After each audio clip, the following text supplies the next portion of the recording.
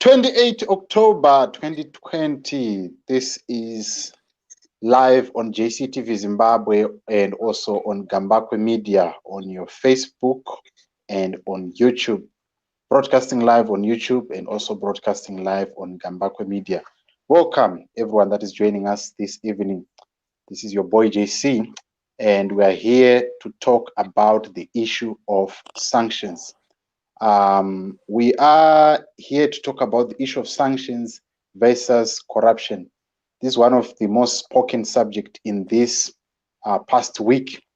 And I'm joined here today by none other than Mr. Bongos, who was one of the conveners of the anti-sanctions march that was done at the US Embassy this past Sunday. And the talk that was there was that the sanctions need to be removed. And we broadcasted this live on Gambakwe Media and also on JCTV Zimbabwe. So everyone that is joining us, welcome, and we hope you are having a good time. And I would like us to welcome Mr. Bongos on the channel. Mr. Bongos, welcome to this program. Thank you very much, Jetro. Thank you very much, Mr. Rusike, for inviting me to your program. And thank you very much, and also to your viewers. All right. We want to get into this topic. I think it's one of the most spoken topic in this past week. And a lot of people are asking, you did the march. I interviewed you before the march, both on Gambakwe Media and also on JCTV Zimbabwe. And the talk that was there was that you are going to convene people to go and march. In your view, how was the march, and what were you satisfied with what you saw on Sunday? Okay, thank you very much, Mr. Rusike. Yeah, I was very satisfied with what we saw on Sunday. In fact, the event of Sunday actually fulfills every definition of a success, because actually, if you look at it, this was a second year running of the event. And at the same time, you need to understand that President Idim Nagwa and also the SADC region, or the presidents in the SADC region, have actually done a formidable job in trying to raise awareness about the problems that Zimbabweans are facing, especially when it comes to these sanctions. So to me, this was a success. This was one of the best events that we've ever actually organized, because now at the moment, considering the fact that we are still under lockdown level 1, so what we did, I think even you have heard in my opening remarks, that the people that were there, they were strictly by invitation. And those people that were there were actually representing certain constituencies. If you look at the ANC, ANC sent its own representatives. They did not come with the ANC constituents. If you look at ZANU-PF, ZANU-PF sent its own representatives. It did not come with its own constituents. If you look at the church leaders that were present there, those church leaders came only the church leaders came there without their congregation. So on our side, that was a success, considering that the regulations of level 1 needs to be met. So we did not want to be found to be complicit of spreading COVID-19. It was one of the strict requirement of acquiring a permit to march under lockdown level 1. So everyone who was there was because of strict by invitation. Okay, but one might say that. There are a lot of Zimbabweans that are here in South Africa, and we didn't see them coming into solidarity with you. And we saw, I think a week back, the people of EFF went and marched in Senegal. You know, the protest that was happening in Senegal when those two gentlemen who were accused of murdering a farm manager. And we saw the numbers that was there. Surely one would say, they would dispute that fact that you had few numbers, but you were trying to adhere to the rules of COVID-19. How can you explain that? How can you explain that? Because a week before, there was a march, there was a protest that happened in Senegal. We saw a sea of red barrier that were there. How come there was not as much as people as they would expect at such an event of much importance, or to the history of the country, or to the that needed to send a strong message to the United States? Okay, thank you very much, Mr. Rusike. That, in my own view, if you look at it, we aren't EFF. We are just patriotic and progressive Zimbabweans that are uniting against the illegally imposed US sanctions on Zimbabwe. So at the moment, Yes. if you look at it, when we applied for the permit, we were given of permit. The maximum number of people that can gather, it's about 500 at lockdown level 1. And anything that happens to that congregation, the conveners are held liable and they are held liable and accountable to that. So we did not want to have problems after the march. That our march is the one that spread it in South Africa. Our march killed other comrades or other citizens. We did not want to have such kind of a situation. EFF, they do it because they know what they are actually basing, where they are actually standing. So on our side, we did not want to find ourselves in trouble, in problems after the event. Okay. Yeah. You said that you were going to email the petition that it list of your demands to the United States Embassy. We are in the second year running. What was the response when you sent that petition, and did you get any positive response from them? What did they say about your demands? Okay, thank you very much. Apparently today, I make a follow-up because they did not respond on email. So today, to make a follow-up, I called the US Embassy head of security. He told me that he was apparently not at work. He can only be at work tomorrow. So that's when he can be able to give us an answer with that respect. So, and also at the same time, the other issue, I think the one that I had left on the issue of this this event, that the EFF had brought so many numbers the previous week. You need to understand that the issue at stake here is not about numbers, but the issue is about sending the message. The issue is about unity. The unity which has been preached by the president and that he has managed to do a formidable job. If you look at what Comrade Edim Mnangagwa has done within less than 2 years, is that which actually Mugabe failed to do for almost 20 years, for almost 2 decades in power. He failed to unite the SADC region. He failed to unite the African continent. So at the moment, the good thing that you need to understand about this march, which we actually had on Sunday, is the issue of unity. That now, Comrade Edim Mnangagwa has managed to unite the SADC region, and he has managed to tell them his story. He has managed to tell them the story of the Zimbabweans, the real issue which is affecting the Zimbabweans, and they've actually shown solidarity with us as Zimbabweans. So this is what is key at the moment. Okay, but one might say, wait a minute. You might say that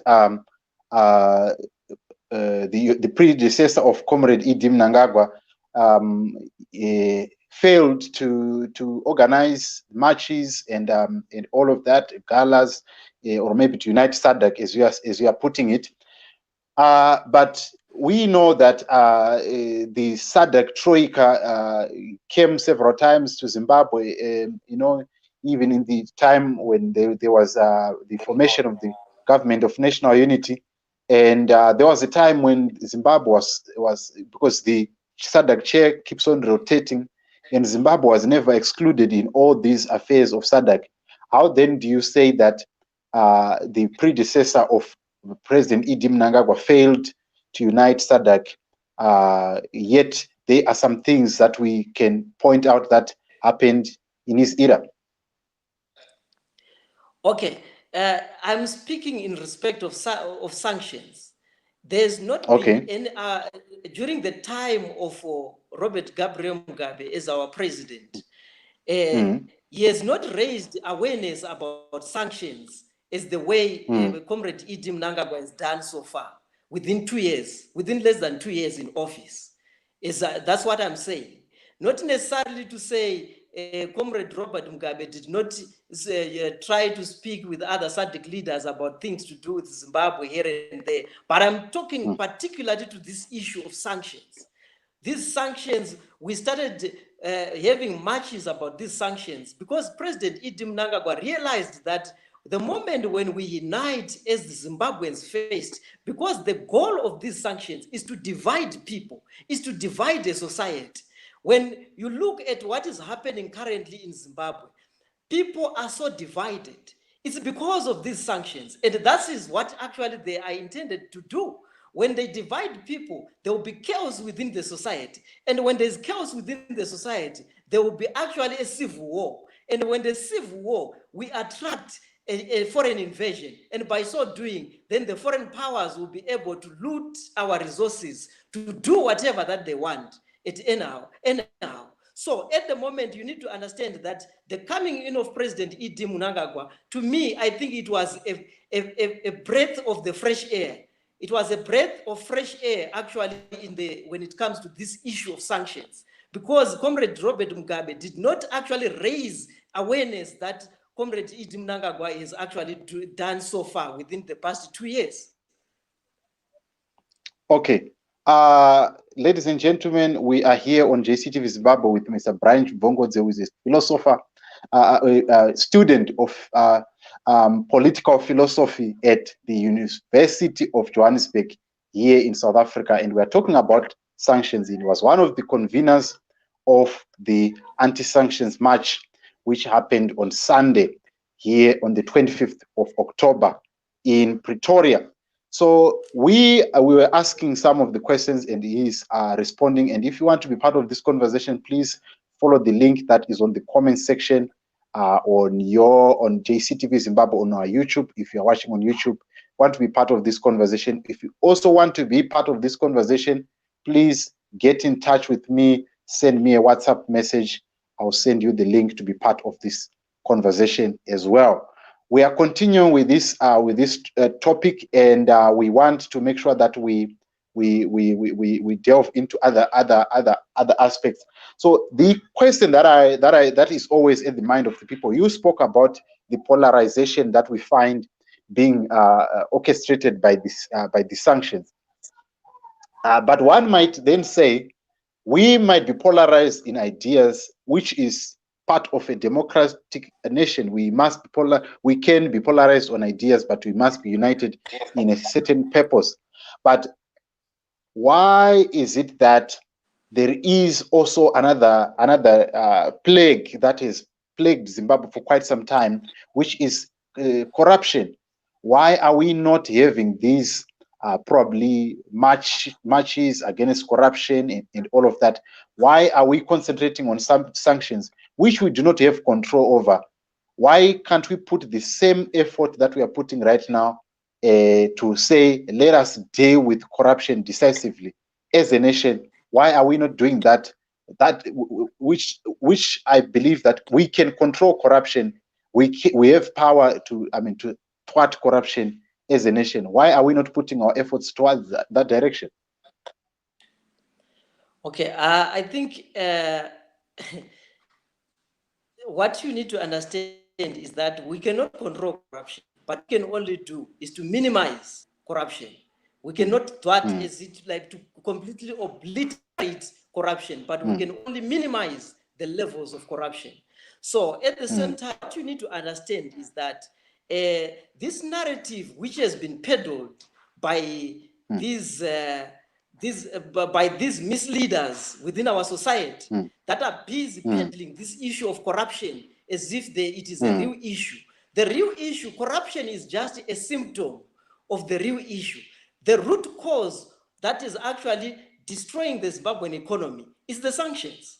Because you and I, you understand that you are in the diaspora, corruption, but the diaspora, because of the sanctions, when the sanctions were imposed on Zimbabwe, that's when the economy started crippling.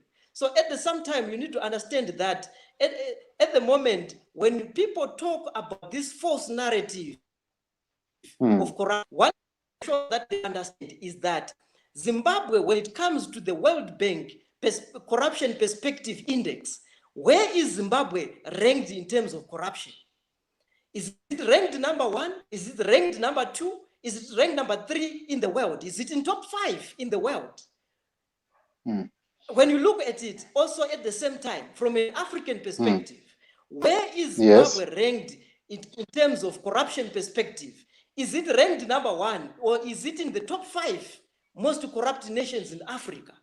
Why is it that the corruption in Zimbabwe is the one that is being said that is the one that is destroying the economy because it scares investors? Why is it that the corruption in nations like the ones like Angola, nations like Nigeria, nations like South Africa, the corruption of the South Africans, Nigerians, Angolans, Mozambicans do not scare investors? Only corruption in Zimbabwe, when it's being done by Zimbabweans, is the one that scares investors. I think we need to look into this corruption narrative, and you need to understand that this corruption narrative has been defined from a Western perspective, and whenever it is being applied selectively. Because if you look at it, Mr. Rusike, you need to understand that the most corrupt nation in the world is the United States of America. United States of America is the most corrupt nation today as we are talking. If you look at the United States Defense Force Army, the Defense Force Department, more than $21 trillion disappeared for the past 10 years, unaccounted for. What do you call that? Not so long ago, there was the banking crisis which nearly collapsed the entire world, where more than $37 trillion disappeared unaccounted for. And these bankers, to make matters worse, the bankers in America were rewarded with the bonuses of more than 50 million each. What do you call that? Which means corruption was actually rewarded in America. What does that mean? Why is it American economy does not crumble like what they're purporting actually to say it actually happens in Zimbabwe? Because of corruption. Why? Have you ever asked yourself all these questions? Definitely, those are some of the points that you need to look at. But the question is that you look at the GDP of America and the GDP of Zimbabwe in terms of size. Obviously, maybe you and I can agree that if you are given looking at the size of our economy and the size of the economy of America, obviously they've got so many control in many places than we do. So if you have, let me give for example, if you have investments in FNB, Nedbank, maybe ABSA, and you also have investment in Capitec, and I only have an investment in probably one bank, who is likely, even if I lose my investment in one bank, can you compare me with somebody? Can you compare me with you who has got investment in 5 different other investments? Definitely not. So I really think that probably we are trying to we are trying to compare a bigger economy which has got investments in many places, and us who do not have as many investments in many places as America. So probably the question is, if we tackle corruption, are we not lessening the are we not lessening the expense that we are putting on our fiscus, that is causing us to have a downturn in the economy, than for us to say we have sanctions, we have sanctions. Yes, we have sanctions. It's a punitive measure, but why can't we tackle the corruption that is in our nation? Let's not fold our hands and say that it's sanctions, it's sanctions.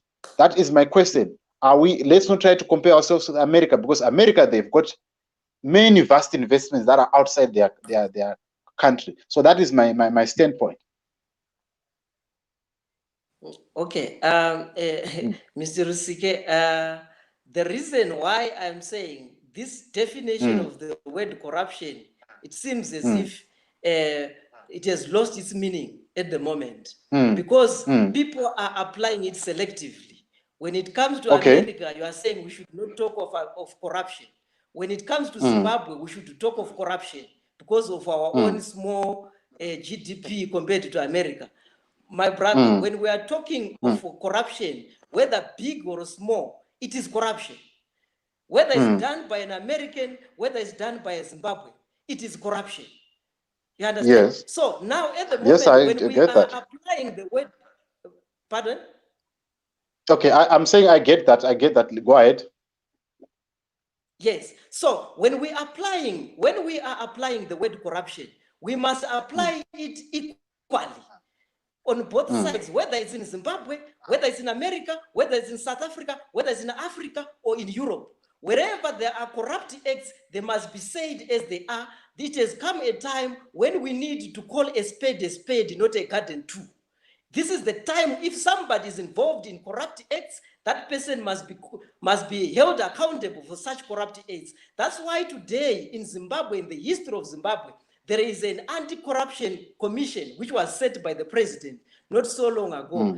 Since he came into power, he set an anti-corruption commission, which is actually doing its job, because we've started seeing people being tried in Zimbabwe for corruption cases, which has never happened before in the history. So to me, I think the president has done a formidable job in that respect. And we need to also also help the president, so that at this point in time, so that he can be able to fight corruption from all fronts. But now at the moment, when you look at what is happening to this word corruption, it's being applied selectively. When certain people within the society are involved in corrupt acts, some people deny that this is corruption. But when some people who belongs to a certain political party gets involved in corrupt acts, they call it, this is corruption of an extreme level. But now when you look at it, my argument is that this word is now beginning to lose its meaning, especially when it comes to the Zimbabwean context. And also at the same time, if people are now trying to differentiate our own corruption and the American corruption, what criteria are they using to differentiate that? On what basis are they using that differentiation? There you have it, ladies and gentlemen. We are still here on JCTV Zimbabwe with Mr. Branch Bongos, the convener of the anti-sanctions march that happened on the 25th of October in Pretoria this past Sunday. And we are dissecting and looking at the gains or what is corruption done to our society. And we are still continuing with this conversation. So in your own view, what is the way forward now? What do you want to see Zimbabweans do, and what are your plans in the future? How can we tackle this issue of sanctions? In your own view, what can the Zimbabweans do in order to bring the economy back if America does not respond or do not rescind the corruption, the sanctions that they've put on Zimbabwe? What is going to be your next move as a nation or as a person who is patriotic about Zimbabwe? What is your next move? What next now? What can the Zimbabweans also do in their own respects? Okay, there are two things that I'm going to talk about here today. I think at first I told you, I spoke about the issue of unity. And at this point in time, allow me to say this, that since our president has managed to unite the entire SADC, the SADC leaders to rally behind the Zimbabwean problem, which is the problem of sanctions. It's now upon us as Zimbabwean citizens to now beginning to raise this awareness to other Zimbabweans so that we unite as Zimbabweans, and after that we go on a massive campaign to unite the SADC citizens against this problem of sanctions on Zimbabwe. Then we also go on a massive campaign to unite all the entire African continent. From there, we are going to become a formidable force, which America is not going to resist, especially when there is an awareness of the real problem that Zimbabweans are facing, which is the American sanctions, which are actually illegal in one way or the other. Okay. Yeah. So as we continue on this subject, ladies and gentlemen that are watching us on JCTV Zimbabwe, what do you think? You spoke about the opposition parties not coming to the fore or coming to help the situation about sanctions, about marching against sanctions. But one might say that there is, you spoke about the anti-corruption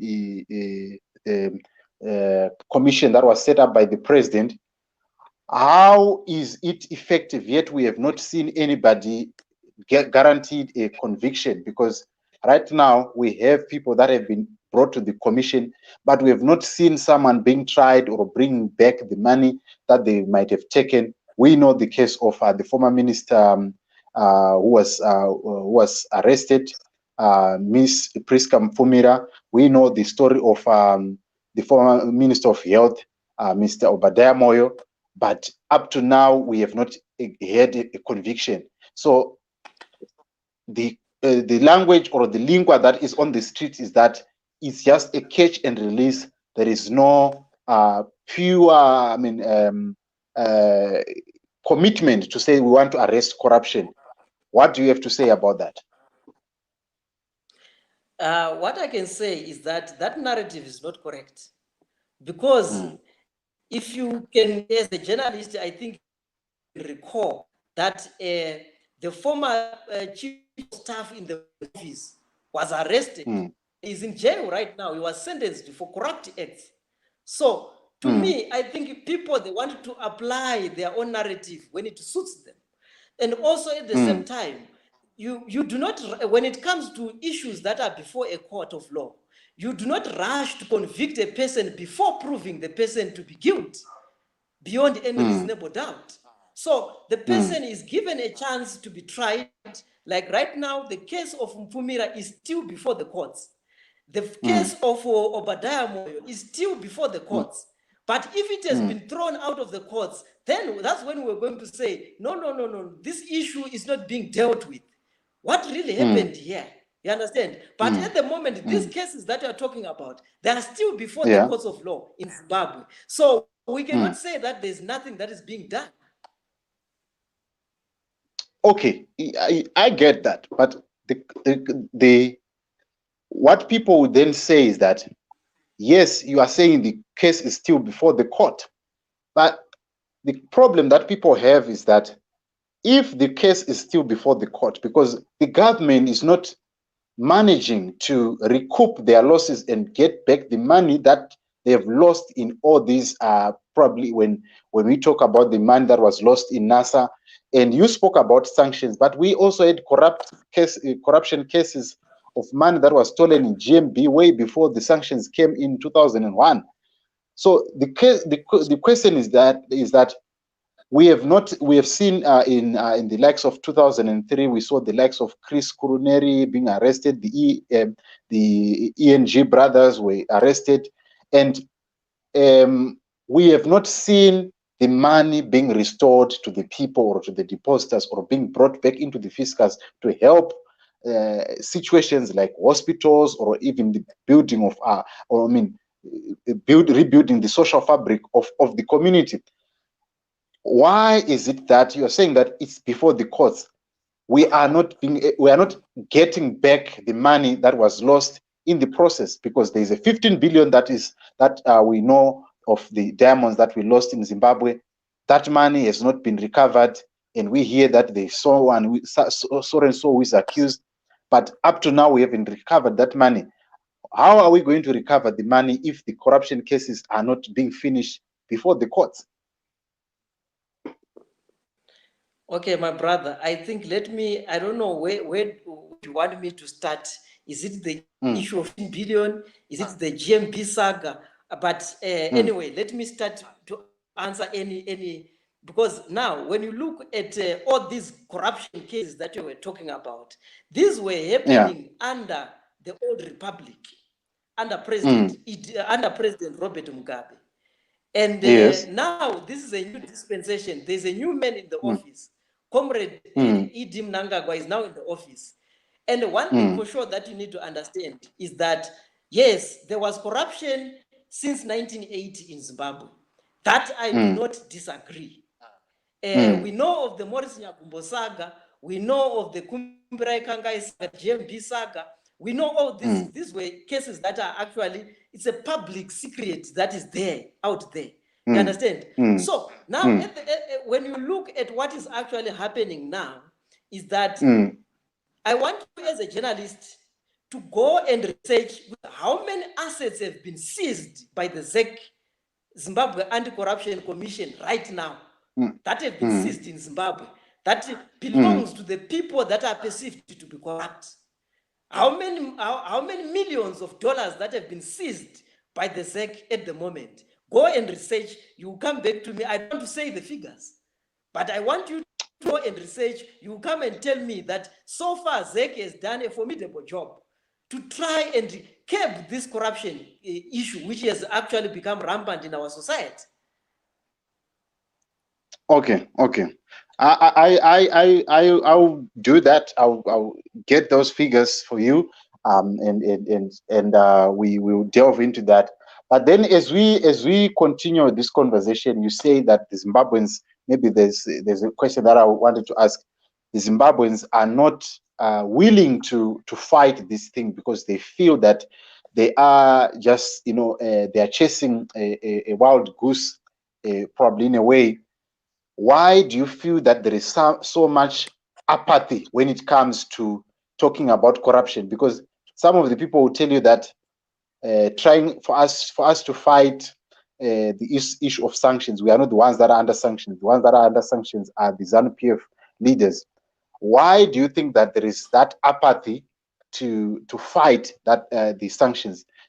Why do you think that the Zimbabweans are not willing to come to the fore to say, let us fight, or let us talk about this issue of sanctions? Let us talk to the United States to remove those sanctions against Zimbabwe. Why do you think that there is? Do you think that there is no information that is getting to them, or they are being misinformed somewhere in the process? Right. Thank you very much. I think let me start by telling you this.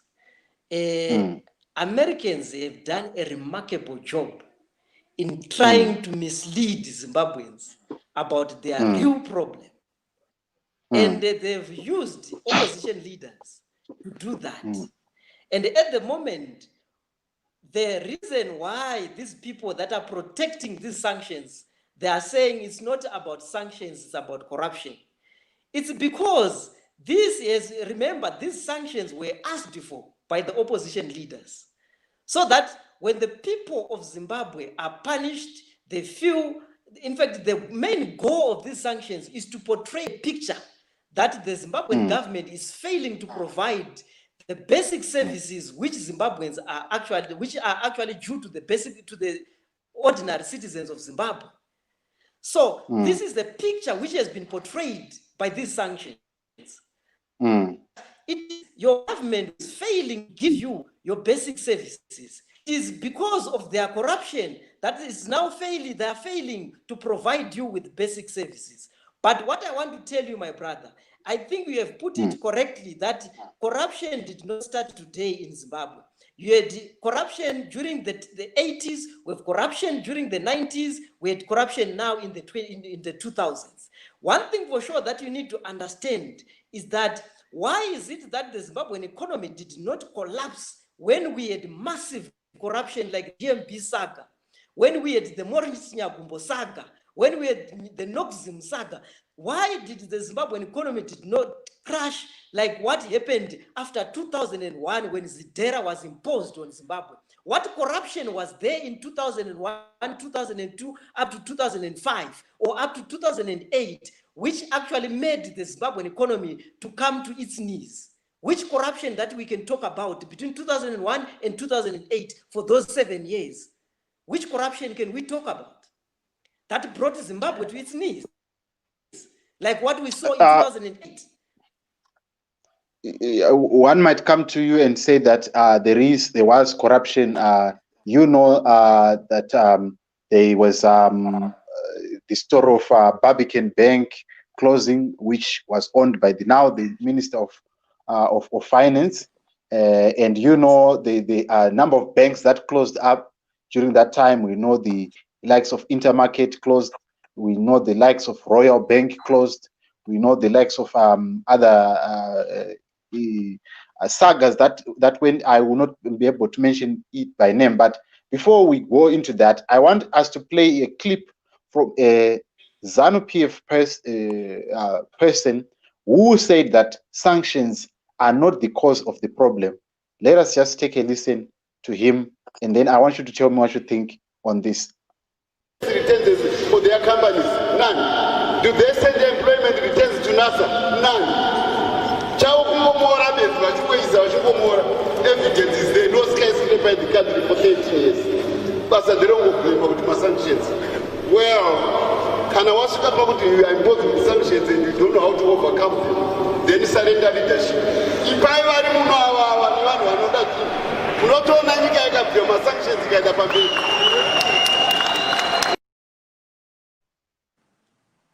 all right. That was unfortunately, I didn't hear anything on that video. Okay, I couldn't hear anything. All right. But the video, I know all right. Let us play that. Yeah. Okay. Okay. Let us just play it once again for the benefit. Returns for their companies? None. Do they send employment returns to NASA? None. Evidence is there, no skyscraper in the country for 30 years. But they don't blame about my sanctions. Well, can I watch about you are imposing sanctions and you don't know how to overcome them? Then surrender leadership. If I were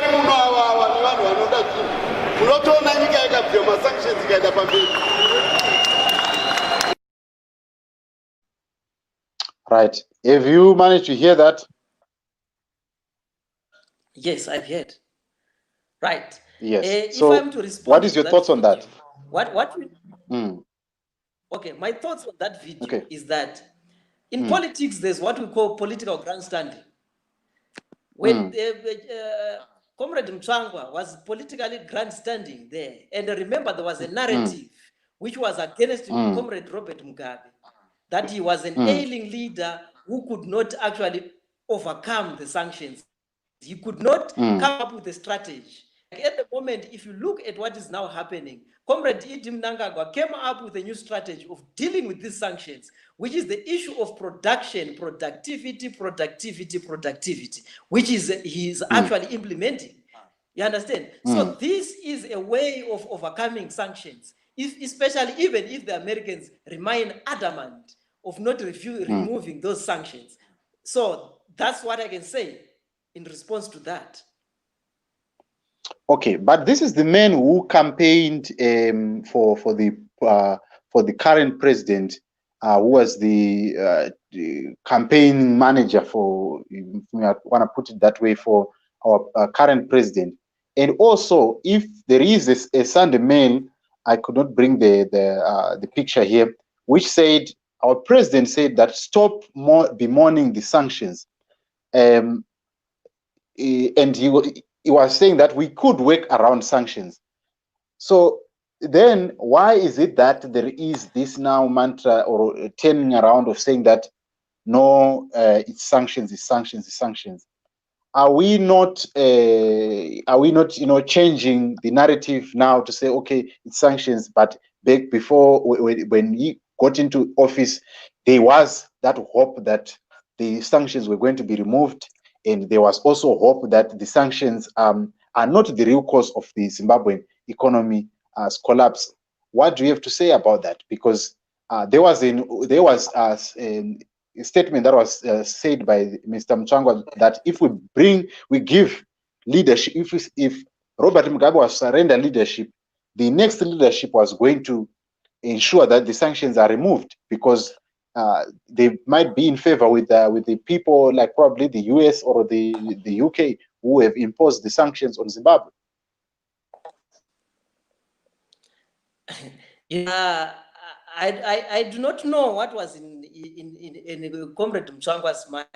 I don't know what was in his mind. But what I can tell you, if I'm respond decisively to that question, is that I will also bring, I was having access to your screen now, I was also going to bring a video of Atam Tambara begging former US President Obama, saying we must remove Zidera.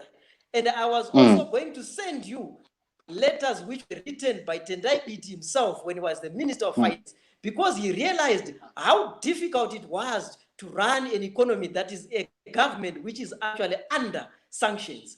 They never thought that they would be in a government that would be under sanctions. But when they were brought into a government of national unity, these guys, they realized how difficult it is to run a government that is under sanctions. That's when they realized that Zidera is actually an economic bomb. That's when they realized that Zidera is actually witchcraft against humanity, because they realized that they could not access credit lines during the time when they were in the GNU, and they were actually in those key positions of the key sectors of the economy. So you need to understand the gravity of these sanctions, that no matter how much people play this fig leaf tactic of trying to hide behind corruption, misgovernance, incompetence, and all that, you need to understand that for the past 100 years, there is no country that has been brought to its knees like what Zimbabwe has been done right now by these sanctions. That there is no country which has been brought to its knees by corruption, misgovernance, incompetence, and nepotism for the past 100 years. If you have got an example, bring it to me. But what I'm sure that you need to know is that for the past 100 years, all governments were brought to their knees by American sanctions or by the UN sanctions.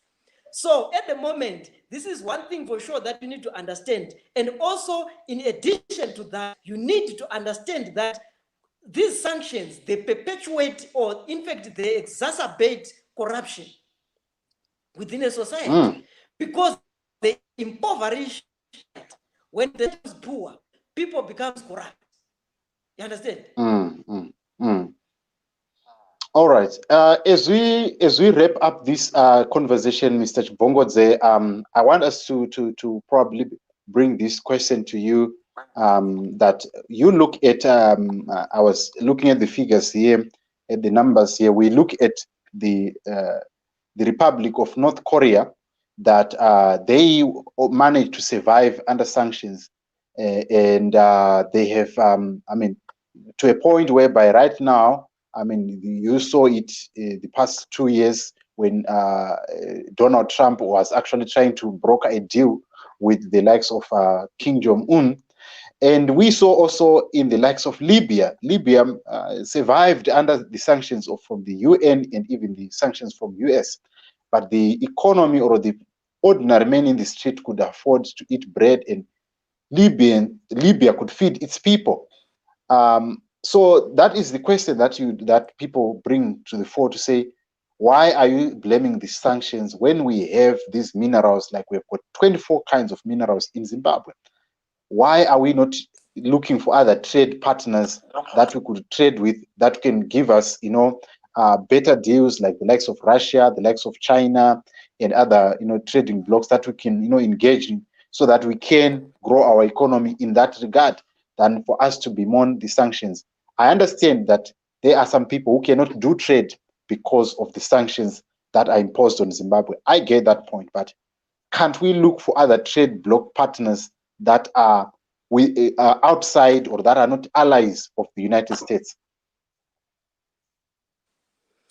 Okay, thank you very much. I think on that issue, I think you are bringing a very interesting question, that we have got 24 minerals in Zimbabwe.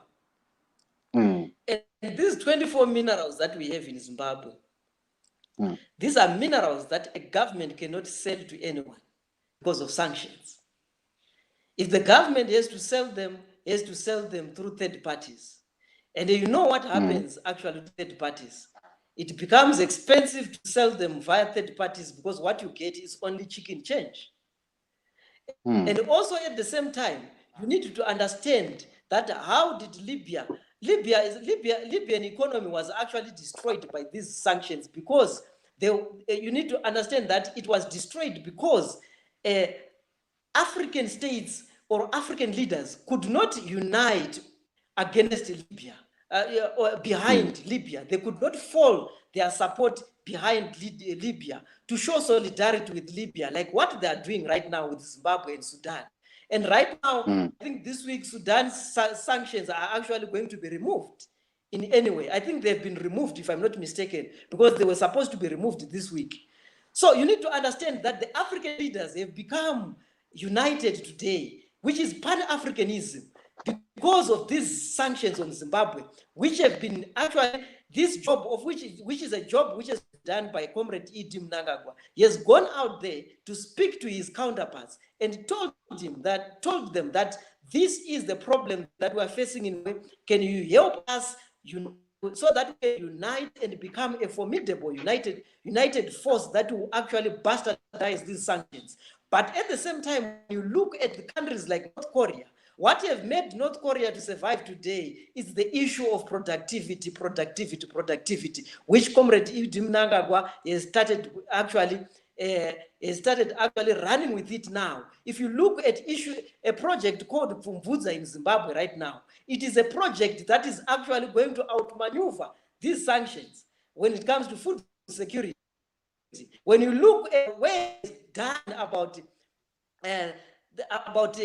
when he has done about the way he has done this issue, when it comes to issue of development, when it comes to issue of infrastructure development within the country, roads that have taken more than 40 years to be reconstructed, they are being done within less than 2 years. That's why I'm saying, if you are any sane Zimbabwean, when he looks at Zimbabwe at the moment under the leadership of President Mnangagwa, he should be able to become positive on what is actually happening on the ground. The future looks brighter at the moment. There is light at the end of the tunnel, the way I see it. This should be the last question that I want to ask as we wrap up. The last question is that this is coming from Samo Mangena, is saying, we don't have to overcome the sanction. And in the GNU, things became better. Remember how things were in 2008. If you say BT struggled, what are you saying? This is a question coming from Samo Mangena. What do you have to say? People are saying also just to supplement what Samo Mangena is saying, there are people who are saying that during the dollar for two or the time whereby there was Bakose and all of that, things were much better. It was easy to survive in Zimbabwe. And I remember even myself, some of my friends actually left their lucrative jobs here to go back to Zimbabwe. And it was because of how the economy was now starting, to pick up. That's when we were in that GNU. What do you have to say about that? People are saying that. So are you saying that sanctions, they only affect us when ZANU-PF is in power? Is that what you are saying, or there is something that we do not understand here? That's what those people are saying, not me. That's what they're saying, that sanctions affect Zimbabweans when the ZANU-PF is in power, because during the GNU, life was better. But what I want to tell you is that the problems that we are facing today were born during the GNU. GNU, especially this Minister of Finance, he brought these problems that we're facing today. An ordinary citizen might not understand what I'm talking about right now, because he might, if you look at it, my brother, yes, you might say that things were fine because we could withdraw money, US dollars everywhere we could buy. But this created the problem that we are seeing today. Because if you look at what had happened, my brother, you stay in South Africa. Tell me, where can you go and withdraw an equivalent at the ATM, an equivalent of $10,000 US dollars at an ATM? Which country? Which country? And if you look, that created the problem that we have today, because one in Africa fly to and withdraw. Nigerians go there with a lot of cards, banks, withdraw money from our ATMs. That US dollar, that's when it disappeared in Zimbabwe. Have you ever asked yourself what happened to that US dollar that you used to see during that time? It disappeared because people were flocking to Zimbabwe, withdrawing the money from Zimbabwe, taking it outside Zimbabwe. Because ATMs could dispense anything between $3,000 US and up to $10,000.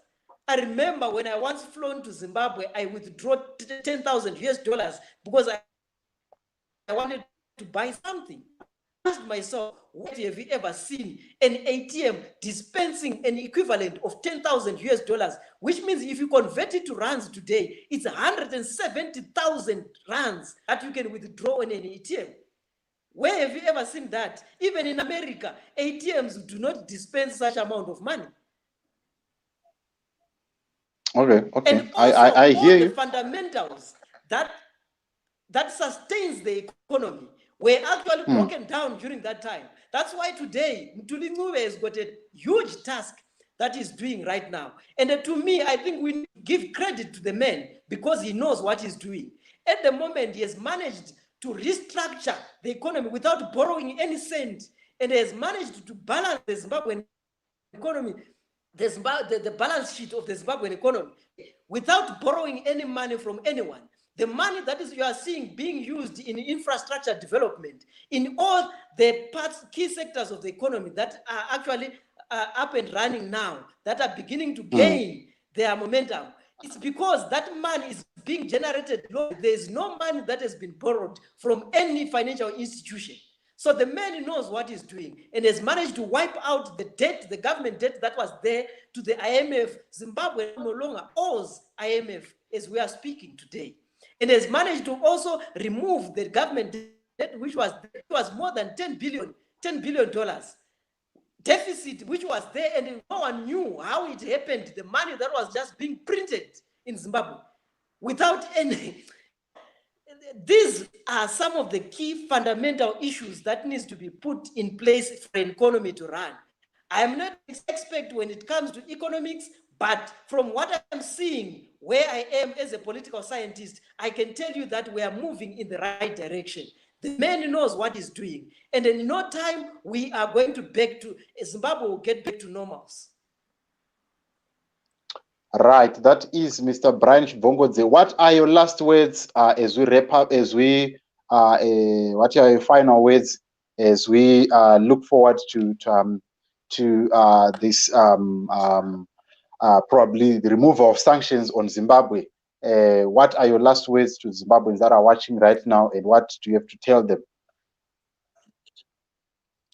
What I have to tell just them in a minute in closing, what I have to tell them in closing is that sanctions are illegally imposed on Zimbabwe to collectively punish the entire 17 million people. Whether you like it or not, sanctions affect you despite your political affiliation. Sanctions affect you despite of your religious convictions. Whether you like it or not, 20 years has gone by and the sanctions have destroyed a generation. Whether you like it or not, if you continue to have this kind of a mentality of saying that it is not corruption, it is not sanctions that are affecting us, we might have another generation gone by without realizing it. Like what happened now that we've got 20 years, almost 2 decades, without even knowing it, that 2 decades have passed under these sanctions. So at the same time, when it comes to this issue of corruption, what I wanted to say to the Zimbabweans or to the Zimbabwean opposition leaders is that when it comes to this issue of corruption, your job as the opposition leaders is to hold accountable those that are in government. You need to hold them accountable. And how to hold them accountable? When the issue of corruption like this, what you need to do is to open a case against those people. Whenever you've got evidence that there's corruption, open a case against those people and let the law actually take its course. And also at the same time, they should stop this issue of vilifying the government whenever it tries to do anything that is good for the Zimbabweans. They try to bastardize our government. And also at the same time, the issue of taking all the matters of Zimbabwe, the issues in Zimbabwe to do with corruption or whatever, then they take it to social media. Who are they trying to please? They are seeking a court of public opinion on social media, leaving the legal courts which are actually in Zimbabwe. Who are they trying to please? Whose agenda are they peddling? Whose interests are they advancing? That's it. I do not know there, but I really appreciate your time, sir, for coming to this program to clarify on the issue of sanctions. I still stand by the fact that we can deal with corruption decisively as a nation and make sure that we curb our spending and we curb our expenditure on other things that are not important or that are not going to change our course as a nation. But all the same, I really want to say thank you for coming to the program. We really appreciate your time, and also we hope that the objectives that we are bringing across the Zimbabweans that are watching this program, that are going to watch the rebroadcast, they have managed to decipher what you wanted to bring us to the fore. But thank you so much. I hope to see you probably in the near future when you do other programs. We really appreciate your time, sir. All right, thank you very much, my brother. All right. Thank you. That was Mr. Brian Bongos coming here to us and telling us about the march that happened on the 25th of October at the U.S. Embassy a few days ago. But to those that are watching, do you think that Mr. Bongos had a point? Tell me what you think in the comment section. I really want to hear from you. But as we wrap up this show, I just wanted to say happy birthday to one of the Zimbabwe's greatest drama that have ever come to Zimbabwe. I just wanted us to play one of his when he was on stage as we close this show. So let's just say happy birthday to this man.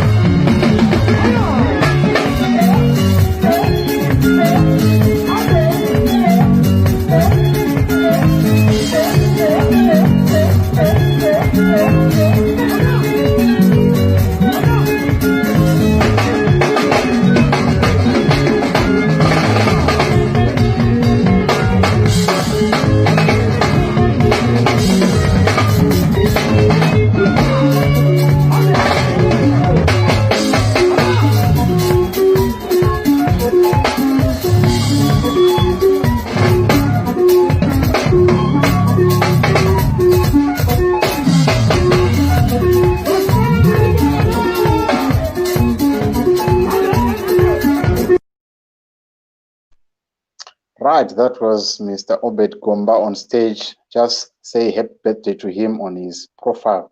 Just wanted to say thank you. But as we close this show, this has been your boy JC reminding you that Rise Up Africa, the world is waiting for you. The question that I want to leave with you is that, do our people know what is sanctions and what is sanctions to the general public of Zimbabwe? Let us just watch this and you tell me what you think. But I'll see you again next time when we bring another show. Just watch this. Tendani time chingonzi masanctions but tikutenda president unotoa pusha kuti vanhasi tichenda mubereka tipushe kurwisa masanctions iya kuti apere hatisiri kuti anopera rini but tarisiri kuti anopera nekuti tine mutungamiriri wenyika ari kufosa kuti masanctions abve zvandisatamboona chii chinombonzi masanctions zvinhu zvakafanana nekuti fuel inenge vanotwidzira pafuel. Ndongofaro zvangu nizora nhasi nekuti tendani time tichingonzi masanctions but tikutenda president unotoa pusha kuti vanhasi tichenda mubereka tipushe kurwisa masanctions iya kuti apere hatisiri kuti anopera rini but tarisiri kuti anopera nekuti tine mutungamiriri wenyika ari kufosa kuti masanctions abve zvandisatamboona chii chinombonzi masanctions zvinhu zvakafanana nekuti fuel inenge vanotwidzira pafuel vachitinyima mapepa emari vachitikonzeresera kuti nyika yedu ite nzara zvichonzi masanctions. Okay. Saka mama chakudai makutarisira kuti chii chichaitika? Takutarisira kuti vachatitengesera fuel neprice iri nani. Fuel ikange ichitengwa neprice iri nani kana zvinhu mashopu mafertilizer mbeu zvinodzikawo. Okay. Saka Zimbabwe chete nekuti ndo iri pamashankiseni ndo inotengeserwa fuel ichidhura. Zimbabwe inotengeserwa fuel ichidhura nekuti yakapiwa masanctions. Vanotengesera neprice yakakwira kuma-US isita kutengesera nemabondi acho anenge akadonhedza greens saka zvinenge zvakunetsa kuti titendereze zvakanaka. Munobva kupi? Ini ndobva kwaRare South. Zita ndiyani? Ndonzi Munyaradzi Chitima. All right, thanks.